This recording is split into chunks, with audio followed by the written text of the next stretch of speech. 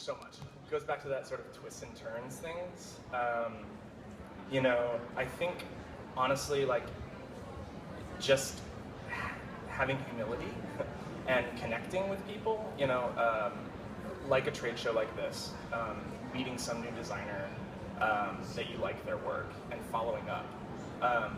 Like I said before, being a creative is all about, you know, constant ideas, constant stretching of the brain, and, you know, what can I do? Like, what can I show next? What can I, like, challenge? You know, whether it be residentially, commercially, even some sort of pet project that you do when you get home from the office at night. So I think just, like, constantly challenging yourself and never being, like, okay with what you did.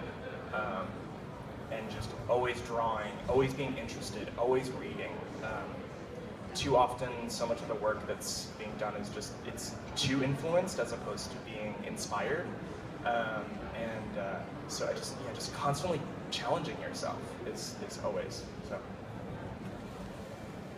Jen, what Brian said about always moving forward and always doing something, that was actually what led me to take the leap that early on, is that I figured out quite early on in my life that I was being involved in other companies, that I would, you know, go home at night and start writing down ideas, and I wanted to change everything and I wanted to fix everything, but it's hard to do for somebody else. So that was when it was, the biggest early on step for me was quitting my job. Probably a bit sooner than I was really actually ready to, so I'm not sure I would totally send that out advice, but you're never really ready for these things, so quit your job. And then so quit your job. Just do it. Just do it. Jump in. I mean, jump in the deep end. And then call me and I'll take you for a glass of champagne and then send you on your way. But that's really like when you have no other option, you know, I mean, we have these safety nets, and you go to the job that it's okay, it's mediocre, but you're going home and doing the things that you really love, and you're focused on the other things that if you just rip the cord, then you're going to be forced to either succeed, or the worst case scenario is you will fail. And then you move on. And then you call back and get another job. But that's the worst thing that's going to happen is you're going to fail. Most people don't, because the fact that you had the idea that you desired to do this for yourself in the beginning, that says a lot about you already. So I'd say my biggest move was just quitting my job.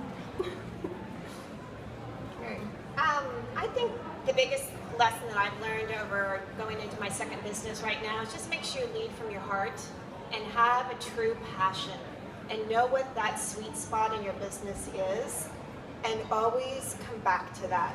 I wrote down when I started this new business kind of my own creative mission statement, because when businesses start, they become this machine and you get lost. And you have all these people doing this in your ear and moving you in all these directions. What do you want out of it? So for me, my second chance was to say, this is what I want. This is my do-over. This is what I want. This is what I believe in. This makes me happy. So for me, it's coming back to that happiness and that creativity. I love to create. So I had different creative touch points in my business. Each one of them allows me to